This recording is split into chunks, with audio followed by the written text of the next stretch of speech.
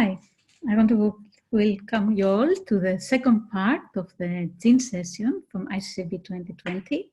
We'll have 4 talks, and we will start the first talk from Milad Mokhtaridoost from the Koç University of Turkey, and he will speak to us about an efficient framework to identify key microRNAs, messenger RNA regulatory models in cancer. Milad, please.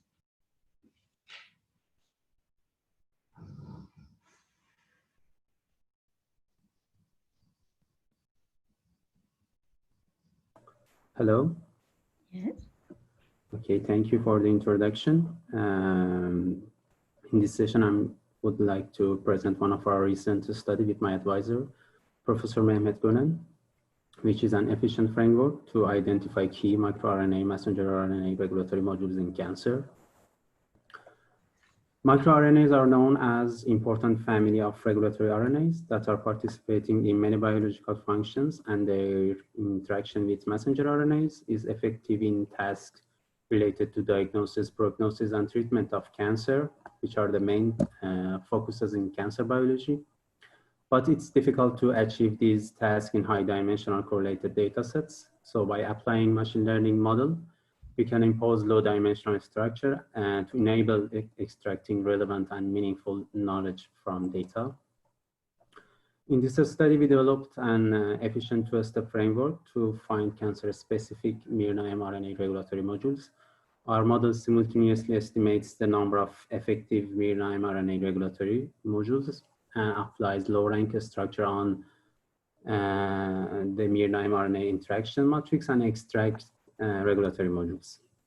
We tested our approach on the large collection of disease by performing on 32 cancer cohorts, and to show the biological relevance of the results, we filtered the extracted regulatory modules by performing functional and gene set enrichment analysis and functional survival analysis.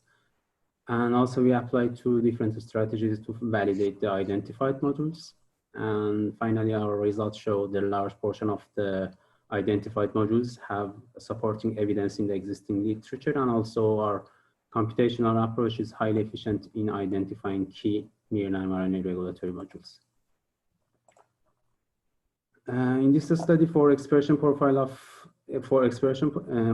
and clinical supplement files that used in survival analysis, we use data provided by TCGA, which includes genomic characterization of 33 different cancer types. All cohorts except one, which is GBM, included both miRNA and mRNA expression profiles. So that's why we perform our computational experiment on 32 cancer types. Also for gene set enrichment analysis, we used hallmark PID and cake gene set collections from MSIGDB. In this problem, we address in this study, we address the problem of finding cancer-specific miRNA mRNA regulatory modules. For this problem, we are given a training set that contains matched miRNA and mRNA expression profile of N tumors, which can be shown as X and Y respectively, that are in size of N times D and N times T. So we have N samples, D microRNAs and T messenger RNAs. We formulated this problem as the multivariate linear regression problem, as you can see in equation 1. W is a matrix of regression coefficient, and E is the matrix of error terms. We assume that W has a low rank structure, so that the relationship between predictors or microRNAs and responses or messenger RNAs of this regression model is sparse. Here you can see an overview of our developed framework. In box A, you can see our input data. In box B, you can see the linear multivariate regression model of miRNA mRNA regulation. In box C, which is the first step of our method, we decompose the address problem to 3 different linear models and constructing the coefficient matrix, or W. And in box D, you can see the step 2 of our method, that we in this step by imposing a low rank structure by decomposing the obtained W matrix into multiplication of two low rank matrices with effective estimation of R, or the number of regulatory modules. Then in box E, we write the low rank matrices as the summation of R rank 1 matrices, such that each of them corresponds to one Mir-Naim RNA regulatory modules. And in box C, in box F, we state the validation process, which includes biological relevance filtering and validation process using literature survey validation and experimental validation using MIRSTAR-based datasets. In the step 1 of our method, to find the coefficient matrix of the regression problem, we considered L1, L infinite norm on the loss function of the Mir-Naim RNA regression model as follows. Model 2 is equivalent to T independent problems. Problem 2 can be expressed as a linear programs. We compose the linear program for each j are equal to 1 until t. So, and wj is j's column of w matrix, and yj is the j's column of y matrix. We constructed the coefficient matrix for w by concatenating all obtained wj vectors after solving problem 3 for all j's. And all commercial solvers like Cplex, Groovy, and Mosaic can solve this problem extremely fast, even for a high dimensional setting. And it's a credible assumption that relationship between microRNAs and mRNAs is sparse.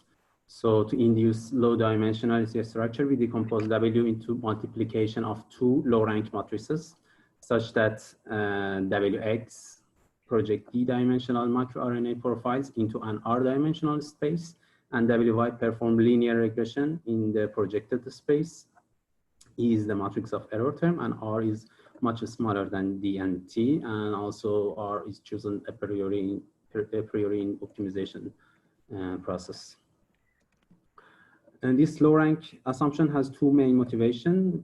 First, we can reduce the number of regression coefficients that we need to learn from D times T to D times R plus R times T. And considering the number of microRNA and messenger RNAs in our experiment that are in orders of hundreds and thousands respectively, this reduction is quite significant when R is equal to 10 over 20. And the second motivation is we can write this low rank approximation as a summation of rank 1 matrices, where each rank 1 matrix can be used as a distinct Mir-Naim RNA regulatory module. Here, this is the regularized factor regression model developed for decomposing for the low rank decomposition model. Lx and Ly are the regularization function defined on Wx and Wy to restrict the search space and enforce sparsity. We choose elastic net penalty for both regularization functions, and lambda values are problem-specific regularization parameters. The objective function of this problem is not jointly convex with respect to Wx and Wy, but it is convex if with respect to Wx if we fix Wy, and vice versa. So we propose an alternative optimization algorithm that simultaneously found R and full rank Wx and Wy matrices. And to extract Mir-Naim mRNA regulatory modules, we performed following the steps. First, as a thresholding sham, a microRNA is considered to be selected if the magnitude of its weight is larger than 1 over a square root of the total number of microRNAs included, and same for mRNA. We then clustered the patient into two groups using k-mean clustering on the expression value of the selected mRNAs only. Then we calculated the enrichment of the identified modules in hallmark PID and K gene set collection using the hypergeometric test. We then investigated the functional importance of identified miRNA mRNA regulatory modules by checking whether there is a significant survival difference between two groups of the patients found by the clustering algorithm using the log rank test. And finally, a regulatory module is considered to be selected as a key regulatory module if filtered from both analyses.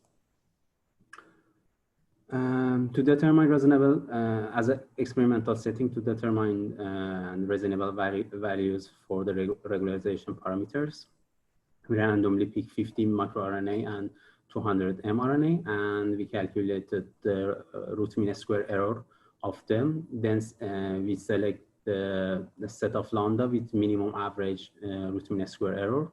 We also considered RU, which is upper bound for the number of latent factor or the number of regulatory modules equal to 20. And you can see the convergence criterion. FT is value of the objective function of problem 5. And we set epsilon equal to 10 to the power of -5. And the linear problem in the first step and quadratic optimization problem in the second steps, solved using Mosaic version 9.15. And to evaluate the predictive performance of our algorithm, we applied TSVD regression on the same data using TSVD-R package. We reported the average normalized root mean square error values over mRNAs for each cancer type in this table, and also the effective number of latent factors. The predictive performance values showed that in compared to TSVD regression, our algorithm was able to explain a higher proportion of the variance on 29 out of 32 cohorts. And then we applied our gene set enrichment analysis on all 614 identified modules from all 32 cancer cohorts, and in 432 of them, at least one enriched gene set in hallmark PID or cake collection has been found.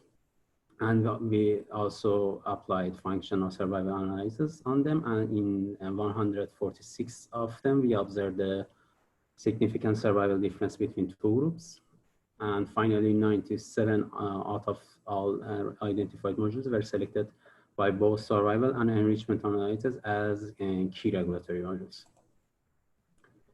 Here in the left figure shows an example heat map of selected miRNAs and mRNAs for pod cohort pancreatic cancer. In this heat map, red colors show overexpression or higher than population mean, and blue colors shows underexpression or lower than population mean. The font size of the names of microRNAs and the names of mRNAs are the proportional of the magnitude of their weights inferred by our algorithm. And in the right figure, you can see the Kaplan-Meier curves of two patient groups stratified according to this model.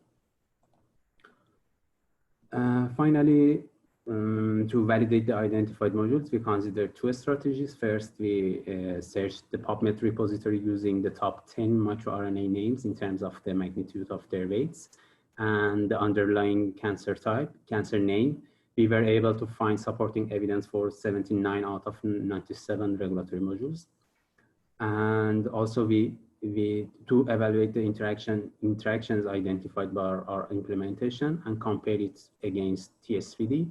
We used miRNA mRNA interaction in the MIRTAR-based datasets, which provides a comprehensive list for experimentally validated microRNA target interactions. We compared the percentage of validated interaction over all identified interactions, and in 17 out of 32 cohorts, our algorithm was able to find more validated interactions. And finally, as a conclusion, I'm going to present a summary of our study.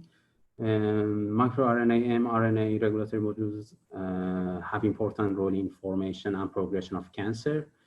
So to extract the effective cancer-related microRNAs, we formulated the relationship between microRNAs and messenger RNAs in a two-step algorithm.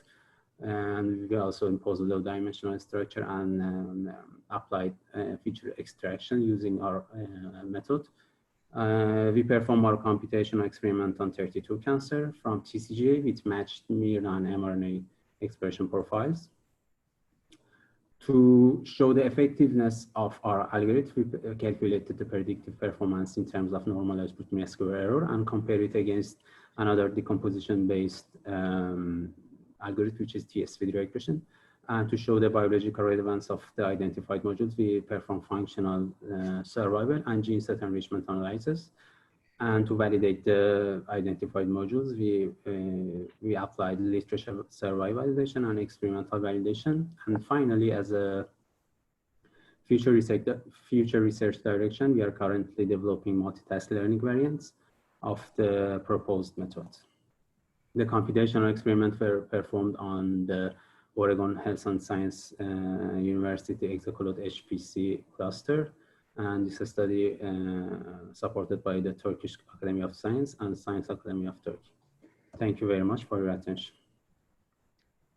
Thank you very much for the very interesting talk. Thank you. It's a lot of work. So I see one, and the first question is, could patients be clustered in more than 2 groups? Why this constraint for PAYU Erola? Okay. Actually, in this study, one of our aims to check whether the identified mRNA modules are meaningful in terms of the biological relevance. To this aim, we applied k-mean clustering on the expression values of the selected mRNAs. By doing so, we clustered patients into 2 groups, which are activated or deactivated. So before survival analysis. We then examined the clinical characterization of identified mRNA regulatory modules by checking whether there is a significant survival difference between the 2 groups of the patient found by the clustering algorithm using the log rank test. And this procedure was one of our filtering criteria. Okay, thank you. We have to go now to the next talk. Thank you very much. Thank you. Milad, for that. So the next talk is from Joske Ubels from the UMC Utrecht Netherlands University, and is about rainforest, a random forest approach to predict treatment benefit in data from clinical drug trials. Joske. Yes, thank you very much. I'm very excited to be here today and present rainforest to you, which is an algorithm based on the random forest approach that we've developed to predict treatment benefit in cancer using a genome-wide variation dataset. You're probably aware that personalized medicine predicting treatment benefit is a very hot topic in cancer right now, because we know that a lot of the drugs that we use in cancer only benefit a subset of the patients that we give them to, while they are associated with very serious side effects. So what we want to do is find biomarkers that can be measured at the moment of diagnosis that can tell us which drug is the right one for which patient. And the first thing that we have to discuss to tackle this problem is what treatment benefit actually is, and why it's so hard to predict.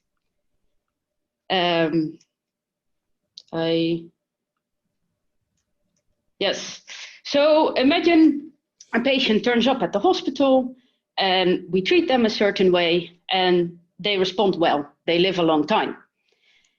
This does not necessarily mean that they benefited from the treatment that we gave them, because we can never know what would have happened had we given this patient a different treatment. And maybe they would have done as well or even better. But also conversely, if a patient responds badly and only lives a short time, that doesn't mean that they didn't see any benefit, because maybe any other treatment would have been worse. And this is the crux of the challenge in predicting treatment benefit, because this means that we cannot label patients as benefiting or not benefiting simply from what the data that we have observed, right? Which treatment they received and how they responded. And this also means that we don't have any training labels, and that all our nice supervised machine learning approaches that we have to build classifiers are basically useless. So the first step that we have to take in this problem is come up with a definition of what treatment benefit is that we can train on. And in order to do that, we need to look at what would a good classification look like. So imagine that you have a data set and you know whether these patients got the treatment of interest or some other treatment, and you know how well they survived. What we are then looking for is a class benefit, the blue lines in this figure, where there's a large survival difference between the treatment group and the other group. Right, so the solid line is the treatment group, and you see they survived much better than the dotted line. On the other hand, you have the class no benefit, the red lines in this figure, where there's basically these lines are right on top of each other, and these patients didn't see any benefit from receiving the treatment. Okay, so this is our goal. We want to sort of get a classification that looks like this. And in order to get there, we first need to define how well any classification is adhering to this, right? So we need to quantify how well we're doing. And we're going to do that in a very simple way, which is we're going to perform a t-test between the two treatment arms within class benefit, which gives you a t-test statistic, right? And then we're also going to do this for class no benefit. And for a good classification in benefit and no benefit, we want these two classes to be as different as possible, basically. So our best benefit classification is the one that maximizes the difference between these two t-test statistics. Okay, so it's a very simple definition, and it needs to be very simple to remain computationally feasible, because to get to a classification, we're going to test a lot of these possible class benefit and no benefit. But before I get to that, first I want to tell you about the data that we're using in this project. This is data from the Cairo 2 trial.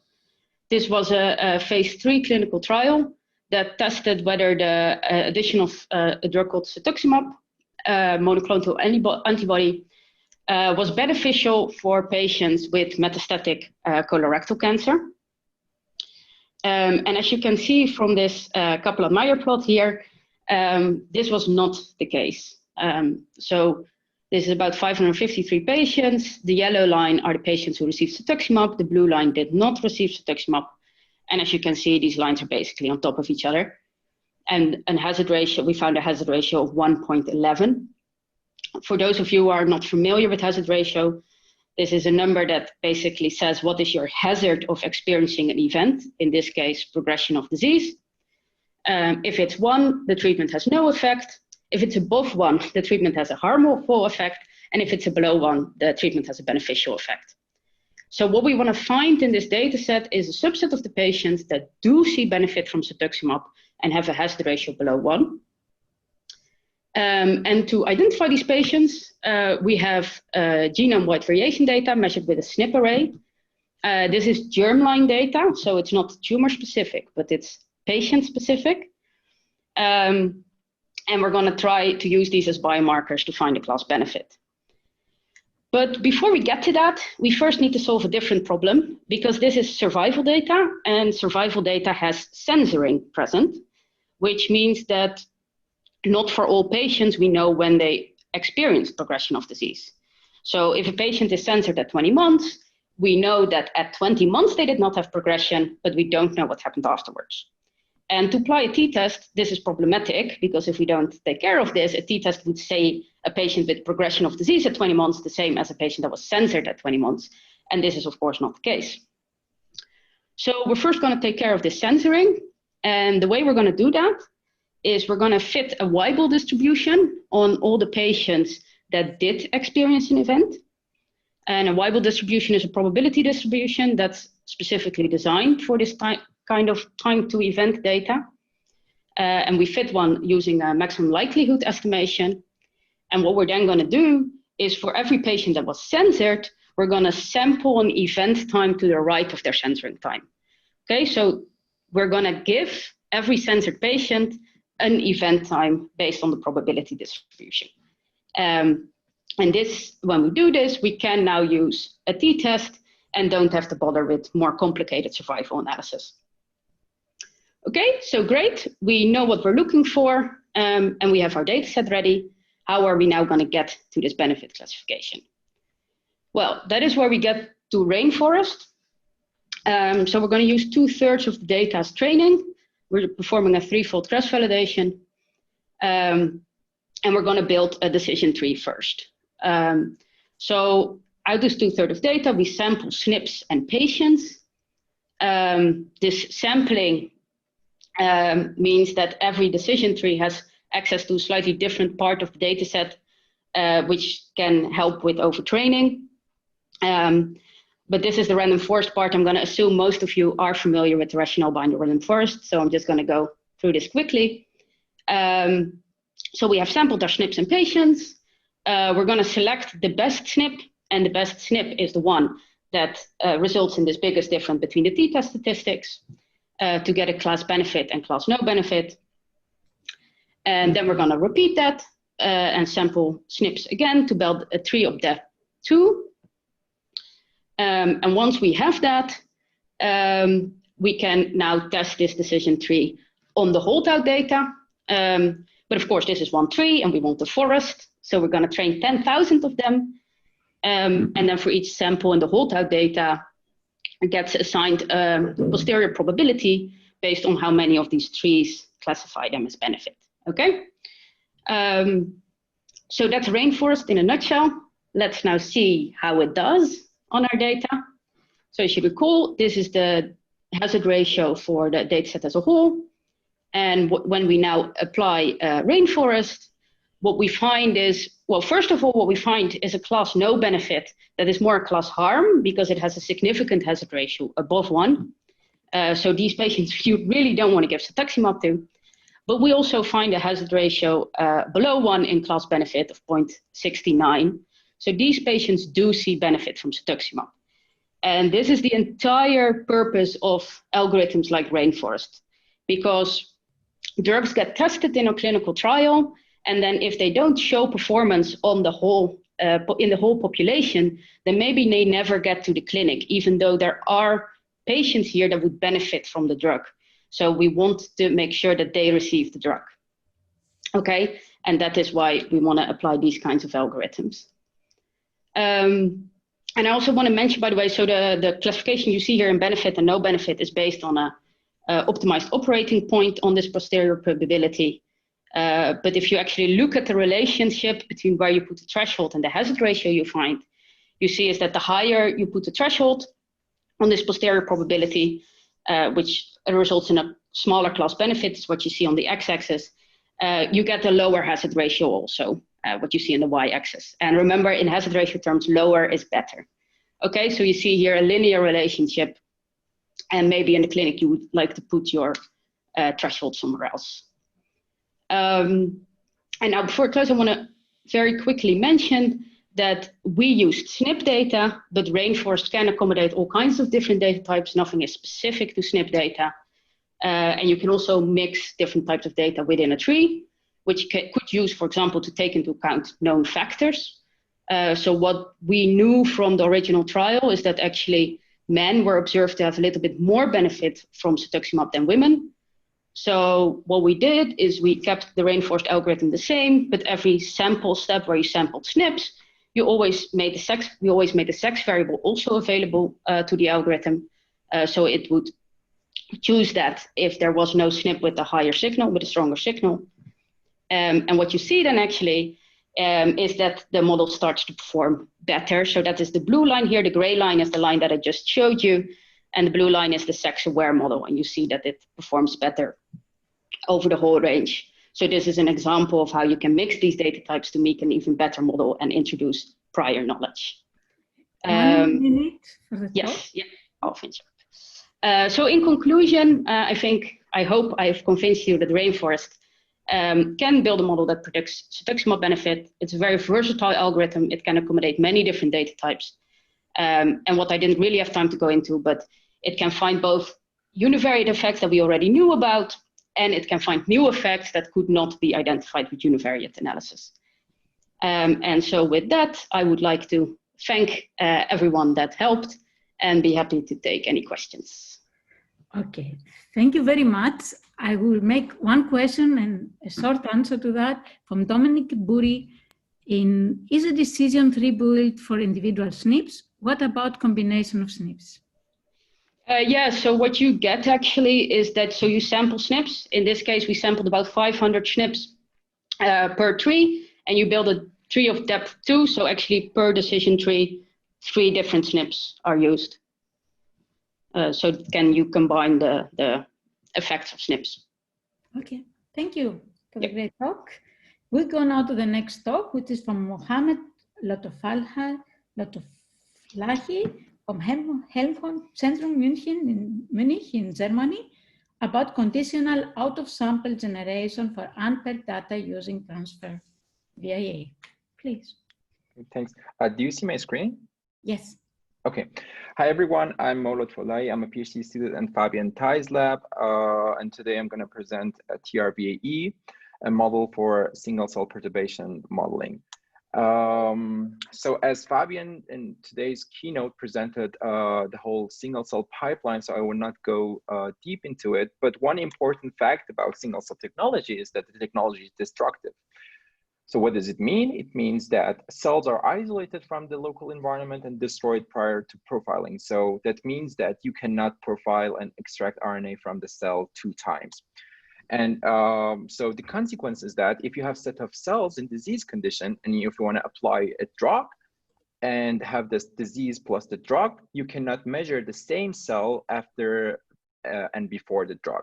So it's not possible. You need to get another batch of cells, apply the drug, and then get the cells with the perturbation. So in the end, you compare 2 different batch of cells. That's important because that means that the data is unpaired. So we don't have the perturbation. So we don't have the data in before and after a certain perturbation.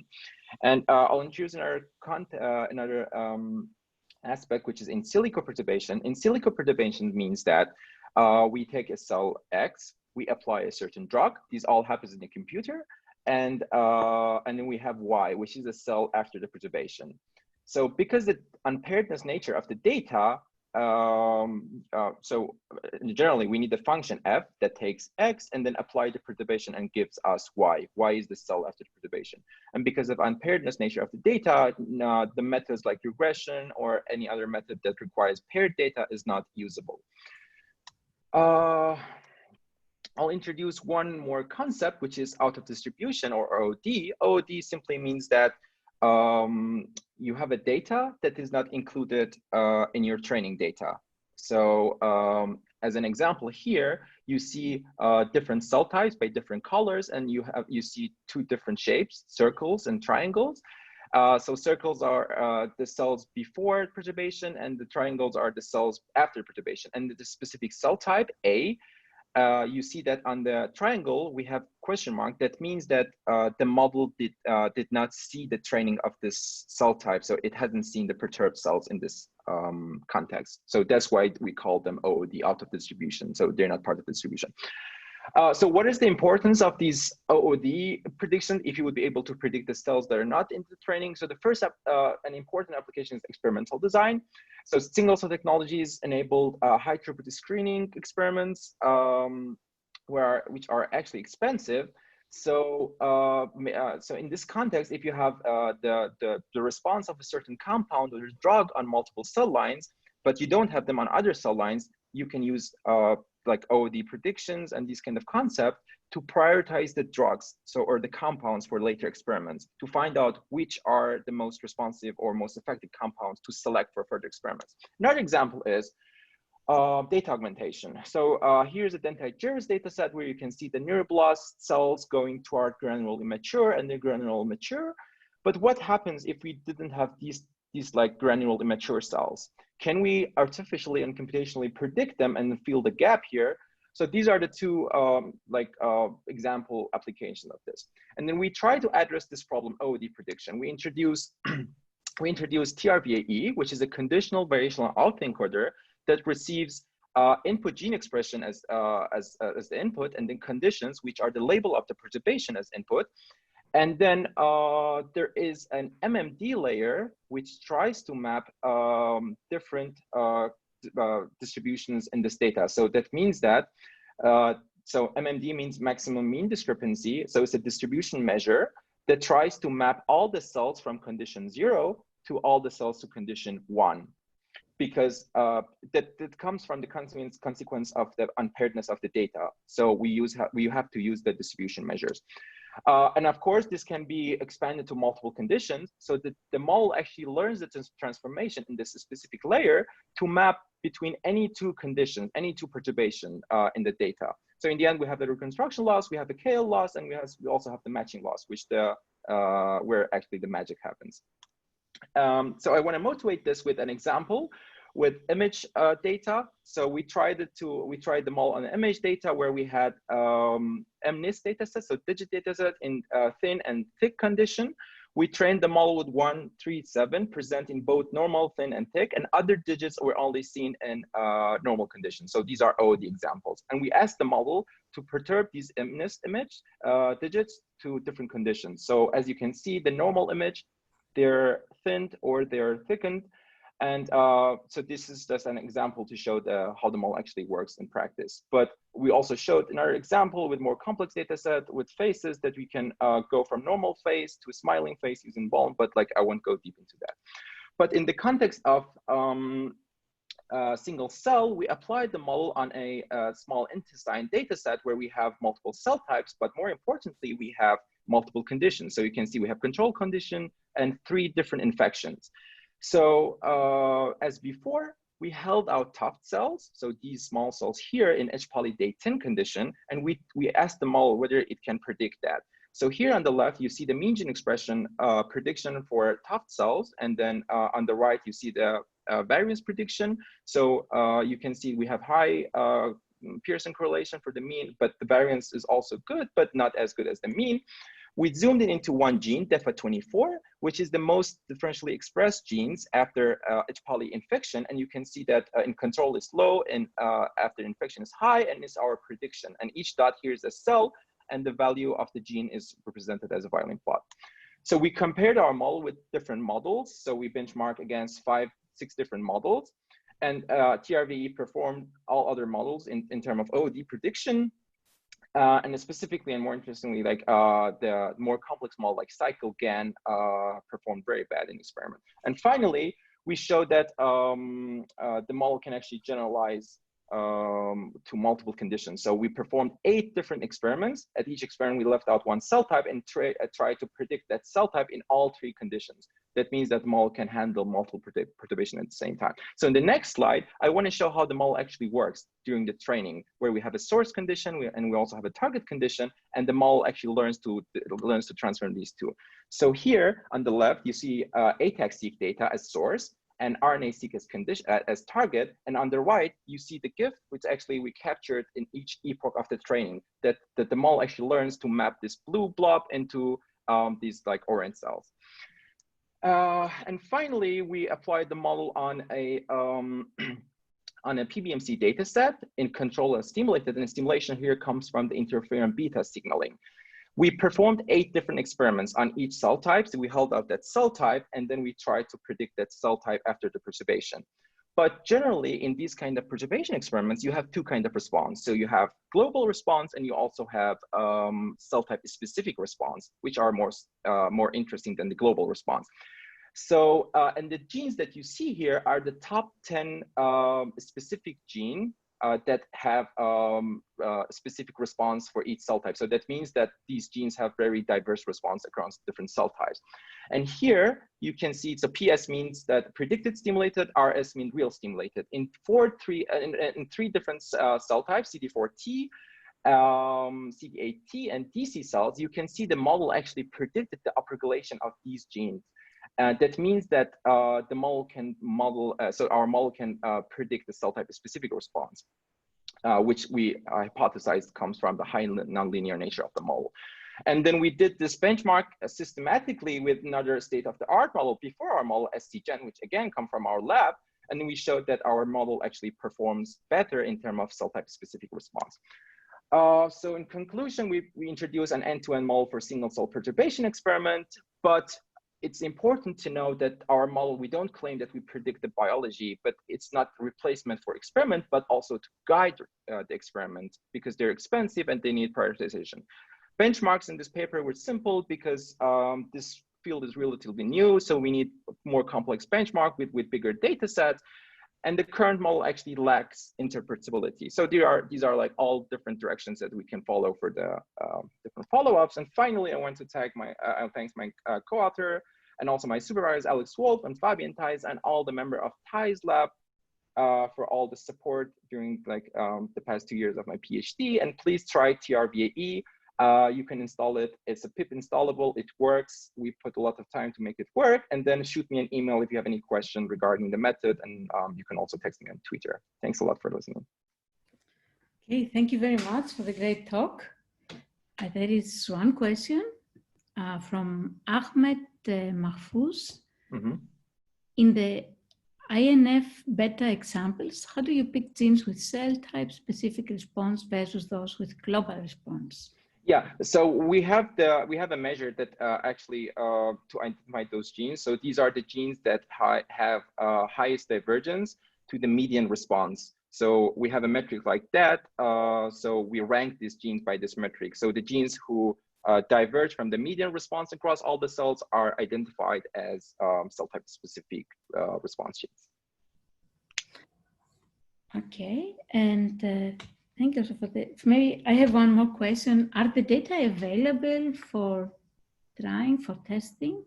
Everything is reproducible, available. You can reproduce all the figures in the paper. We put so much time to be reproducible, although it's deep learning. Most of deep learning papers are not reproducible, but exceptionally this one might be. Yeah, cool. That's very nice. Yeah. So I see Ahmed Mahfouz continue the question. How do you see this going forward in terms of interpretability? So the interpretability, I mean, because right now the predictions are black box. So one direction could be which genes are actually driving the model to basically transform from one condition to another condition. That could be a direction to find out like the gene modules that affect the prediction. But that needs to basically turn this black box into the gray box, but that would be like for future directions. Yeah. Okay, thank you very much. Thanks a lot. All this and staying in time. And now we go to the last talk of the session, which is Guillem Ylla from Harvard University. It's early in the morning for him, and he will speak about Mercure, a tool for quality control, filter, and curation of microRNAs of animals and plants. Okay, Guillem, please.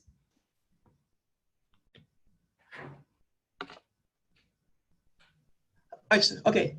Hi, thank you, Artemis. Good morning, good afternoon in Europe. Today, I'm going to introduce you to the often chaotic world of microRNA annotations, and I will present you a tool to help overcoming the issues related to the poor annotation of microRNAs. This application, Mercure, will help you to identify bona fide microRNA annotations from within noisy sources of microRNAs, such as microRNA databases, supplementary materials of papers, or the novel microRNA prediction tools. All right, my name is Guillem, and today I'm going to present you Mercure, a tool for quality control, filter, and curation of microRNAs of animals and plants, an application that I developed in the Ana Conesa lab at the University of Florida with the help of Tianyu and Liu and the support of all the Conesa lab members. Very briefly, microRNAs are these 22 nucleotides RNAs that regulate the gene expression at post-transcriptional level. They identify the mRNA targets by complementarity and block their translation or trigger their degradation. Because of this powerful regulatory mechanism, microRNAs have been found to be involved in the mediate of biological processes, including several diseases. However, even though they have such important roles, they are often incorrectly annotated. For instance, in this paper, From and colleagues reviewed the metazone microRNAs annotations from Ubels. Ubels is one of the most commonly used microRNA databases. And the authors found that only 1/3 of the human microRNAs were robustly annotated. At the metazone level, only 16% were robustly supported. In a similar analysis in plants, Taylor and colleagues found that 32% of the plant microRNA annotations from Ubels lacked evidence. A similar problem is also present in the outputs of microRNA prediction tools, which include a huge proportion of false positives. So how can we solve this problem? Well, in these two papers, for instance, the authors went through a manual curation of microRNAs from MIR-base. And they manually checked if the microRNA annotations display the fingerprints of microRNA biogenesis to define them as bona fide microRNAs. So in MIR-Cure, we implemented an automatic way to check for bona fide microRNAs. MIR-Cure check if the microRNA candidates have these microRNA biogenesis fingerprints. So MIR-Cure, as inputs, requires three things: the genome in a FASTA file, the microRNA annotations with the coordinates of the precursor microRNA and the two microRNA arms, and as mono-seq data mapped to the genome in a BAM file.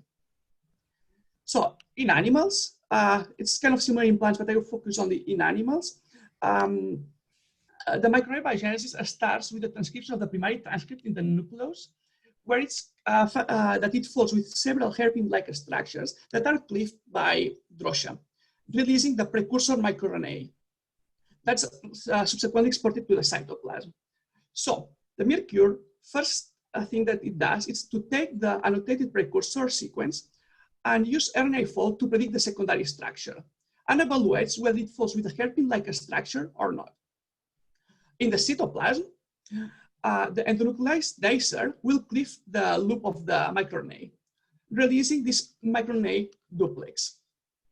This microRNA duplex is composed of the two microRNA arms that are around 22 nucleotides, highly complementarity, and display two nucleotides hanging at each extreme due to the cuts of dicer and drosha. MIR-Cure will check for the expression evidence of this microRNA duplex. It will go to the precursor sequence and check if there is homogeneity, there is abundant and homogeneous mRNA-seq reads of 22 nucleotides mapping in the two arms of the microRNA. These two arms, supported by mRNA-seq data, when put in the secondary structure, they might display these two nucleotides overhang and at least 16 nucleotides complementary between the two arms. We shouldn't expect to find many reads outside the two arms. So because of the quick cleavage of the primary transcript of the precursor, we should expect really few reads mapping in the flanking regions of the precursor or inside the loop region. Here, we have a few reads. The gray bar indicates that these nucleotides have at least one read, but it's so small compared to the thousands of reads, 20,000 that has the 5' arm of this example indicated by the blue bars, or the several hundred that have the 3' indicated also with the blue bars. So this is, first one is a clear example of bona fide microRNA that fulfills all of these criteria, displays all the biogenesis fingerprints, while this one here, it's, I mean, it's strong at so many levels. From the structure, that this big bubble here, there are no two nucleotides overhang in any extreme. There is no read homogeneity. Actually, the arms are not even supported by mRNA-seq data. In addition, MIR-Cure will select the mature arm as the one with more reads and use it to look in the databases, like for example, the whole MIR-base, for conserved microRNA in other species. And for example, this actually is the output of MIR-Cure, where for each microRNA candidate that you input, you click in the different rows, and it will display you the alignments of your microRNA with the other possible homologous microRNAs, the secondary structure, and the expression plot, which really quickly allows you to decide if this is a bona fide microRNA or not. This clearly is not, just judging for the structure and this weird expression pattern here. So here in the rows, you can also find other information that MIR-Cure collected, like which is the mature arm, the one that, in this case, the 3' or the 5', the locus, the number of reads in the loop region, in the 5', in the 3', the conservation. You have all information here, in addition of a score. This score is a combination of, calculated through the combination of all the features that I explained, like the secondary structure, the two nucleotide overhang, the expression, everything together. We collect this score as a kind of a confidence score of how good is this, how robust is this microRNA annotation. Then you can just sort by the score and go from the most robust to the least. And you could actually go and clicking the ones that you decide that are real microRNAs, clicking the checkbox will speed extremely, make it much faster to do a manual curation of microRNAs. But in addition, since we already had these scores, we implemented a threshold in which automatically Mercure will select all the microRNAs that are above this score as robustly annotated bona fide microRNAs. So, and we wanted to test how good is our automatic filter option. But to do so, one of the problems is that we don't really have ground truth, a real list of microRNAs. So the approach that we took was to reproduce what they manually did in these two papers, but in our automatically inside Mercure. Mm-hmm. So we selected the microRNAs from MIR-base of mouse, human, corn, and Arabidopsis, and automatically curate these microRNAs using Mercure. And then compare our outputs to the outputs from the manual curation of these two references. And that's what we got in terms of accuracy, sensitivity, and specificity and precision using the two references as ground truth. In terms of specificity, that's the percentage of true negatives. Mercure performs great. The 90% of microRNAs that were rejected by the references are also rejected by Mercure. In terms of sensitivity, that's the percentage of true positives. Mercure performs a bit worse. This means that Mercure rejects more microRNAs than the references. We are rejecting some microRNAs that the references accepted as bona fide. There are multiple reasons for that. The main ones are, so first, the lack of a small RNA-seq data for some microRNA candidates. So Mercure requires that both arms have expression evidence to be qualified as bona fide microRNA, and we might have missed RNA-seq data from the given tissue or a stage where that microRNA was being expressed. Another reason could be that in the manual curation, in the reference, the authors were able to fix if the notation was wrong.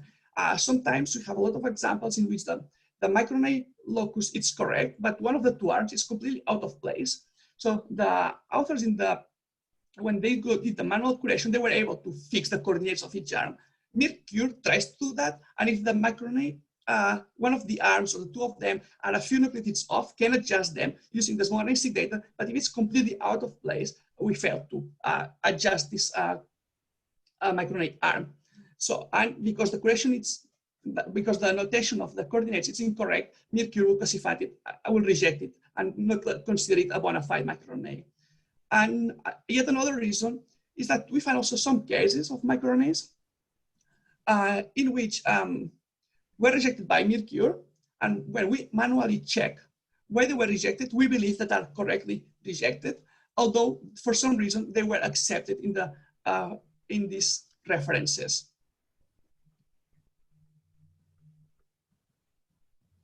We further tested Mercure in another supposite. In this time, by filtering the output of de novo microRNA prediction tools like MIRDIP2. MIRDIP2 is one of the best de novo microRNA annotation tools, but it still includes a lot of false positives, especially in large genomes. So this time, in this case, the ground truth is even a bit more challenging. So the sensitivity that we have is even lower, but one of the main reasons is that it's because some of the microRNAs that were present in the ground truth were not even being predicted by MIRDIP. So it's not that because Mercure rejected them, but simply because they were not even predicted. So it makes our sensitivity be a bit lower. But again, in terms of accuracy and precision, it performs great.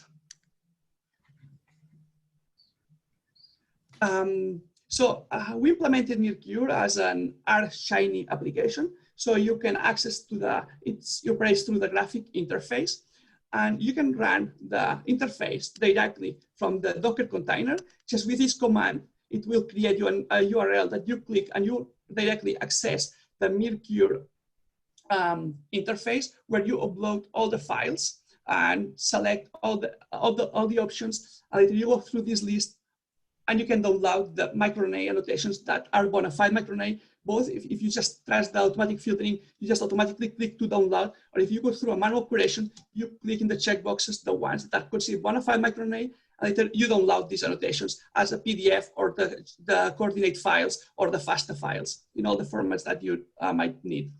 In addition, you can also run it through, install it and run it through the another package, just installing it with these commands and run it as a function. It will launch automatically the interface. So just to wrap up, we really hope that Mercurial will help you to improve the quality of microRNA annotations, and that it will help to remove noise from all these databases, and that this will allow us to do more robust analysis on microRNAs and get more reliable results. That is our ultimate goal. Thank you. Thank you very much for this very interesting talk, Guillem. I don't see a question right now, and also for staying this time, so I will have a question. MIRDIP can be used also for getting the expression levels of the microRNAs. Is that something that you also provide with Mercure? Yeah, so in the table of the results, where you can scroll down, you have the expression of all the arms of the microRNA. You can have the expression at the precursor level, you can have the expression of the 5' arm, the 3' arm, and you can select the mature arm, that's going to be the one that has more reads, and you can export the whole table as a CSV file, and from there get the expression of all the features of the microRNAs. Okay, thank you very much. Welcome. So if there is another question, I would say, may I have one more about, so you provide the threshold that we can use, but okay, but it's possible also to change this threshold? Yeah, absolutely. So the threshold that we implemented is the one that was optimal for these species that we tested. For animals and plants, they have different thresholds, because also the way that we calculate the score is slightly different, because the biogenesis of microRNA animals and plants is slightly different. So we kind of adjusted these things. I have time to go into. And yes, you can absolutely change the threshold. And I actually will recommend to manually check the microRNAs that just below the threshold. Our threshold is quite conservative, so you might kind of go down, and there might be some microRNAs that can also be bona fide microRNAs, but because we wanted to be really conservative and really select the ones that we are really confident that are bona fide microRNAs, we might be skipping a few a few bona fide microRNAs that are just below the threshold. Okay, thank you very much. Welcome. I think with this, we are now done with the session. Thank you all the speakers again, and all the audience, which are more than 100 people. I really hope, I'm sure actually, we'll all meet again in the Dean session in 2 years in Spain. And don't miss in few minutes to go to meet the sponsors. The sponsors are very important for all these conferences, and this time is the Spanish Supercomputing Network, where you can join in few minutes, actually, in 2 minutes. So you have a small break until then, and enjoy the rest of the conference. Thank all of you. Bye. Thank you, Artemi. Thank you all, and see you in a minute.